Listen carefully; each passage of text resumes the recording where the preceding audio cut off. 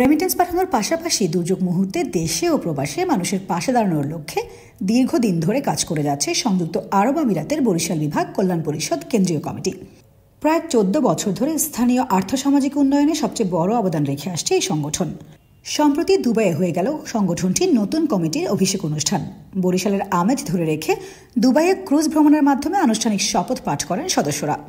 সংগঠনের সভাপতি নাজমুল হোসেন সাইদের সভাপতিত্বে ও সহসভাপতি সিরাজুল হক ও শহীদুল ইসলামের যৌথ সঞ্চালনায় বক্তব্য রাখেন সংগঠনের প্রধান উপদেষ্টা রাজা মল্লিক, সিনিয়র সহসভাপতি নোমান আফতাব, সহসভাপতি মফিজুল ইসলাম, সাইয়েদ আমিন, শাহেদ মাস্টার, মামুনুর রশিদ, সিফাতুল্লাহ প্রমুখ। এর আগে নাজমুল হোসেন সাইদকে সভাপতি ও শহীদুল ইসলামকে সাধারণ সম্পাদক এবং রিয়াদ হোসেনকে সাংগঠনিক সম্পাদক করে নতুন কমিটি ঘোষণা করা হয়। আগামীতে সব ধরনের কল্যাণমূলক কর্মকাণ্ডে এই সংগঠন সম্পৃক্ত থাকার কথা জানান সংগঠনের নেতৃবৃন্দ।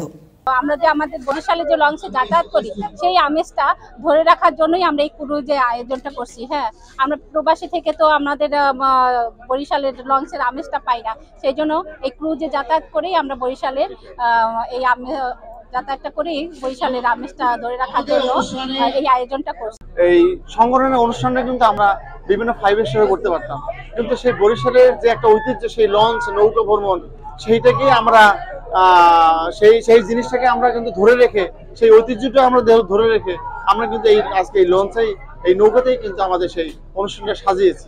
আর এর মধ্যেই কিন্তু ফুটে উঠেছে যে আসলে আমরা সেই বরিশালের কোন এক জায়গায় কোন লঞ্চের মধ্যে আমরা এই অনুষ্ঠানটা উপভোগ করতেছি। তো আমরা আজকের এই অভিষেক অনুষ্ঠান করছি একটা, আমি বরিশালের ভাষায় বলবো এটা লঞ্চ, এবং আমরা বরিশালের ঐতিহ্য মনে রাখছি। আমরা ওই লঞ্চ দেখে দেখে বড় হয়েছি। তো দুবাইতে আসছেও ওইটা ভুলি নাই যে লঞ্চে চলেও অভিষেক অনুষ্ঠান, পিকনিক করা যায়। এবং আজকের এই অনুষ্ঠান আমাদের লোকজন হয়েছে প্রায় 350 মতো, এবং আমরা একটা খুব ভালো সময় পার করছি। News desk, news Asia TV.